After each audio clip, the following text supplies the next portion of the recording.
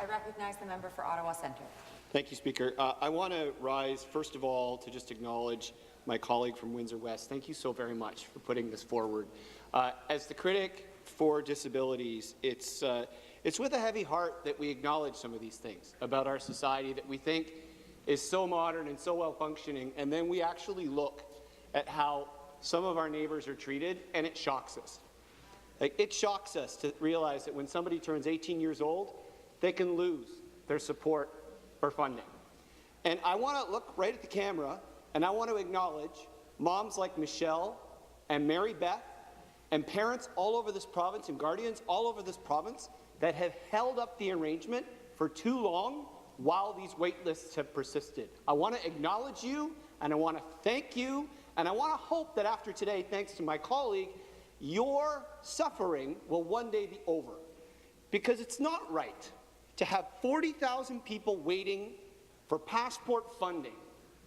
Citizens of our province, think about what the veterans in this country fought for, the first mass disability movement, who came back from Europe after fighting the rise of hate. What did they fight for? They fought for a society that was just, where everybody would have an equal opportunity to their fullest selves. They populated the disability rights hospitals, and we have let that legacy drop. And let's be honest about that. That's what my colleague is telling us through the story of Noah and Gregory. We've let that legacy drop. So in this sitting of the Parliament, as we fight over so many issues, let's take this opportunity to pick up that torch from our grandmothers and grandfathers and say never again. It's done. Ontario has enough wealth to be able to make sure that the most vulnerable citizens among us have a life they can be proud of. And it will start with passport funding, but as others have mentioned, I hope it continues with a focus on housing. I hope it continues with focus on wraparound services. And I hope we can think about the words of Stephen Hawking, one of my mentors, recently deceased, who said, "Look up at the stars.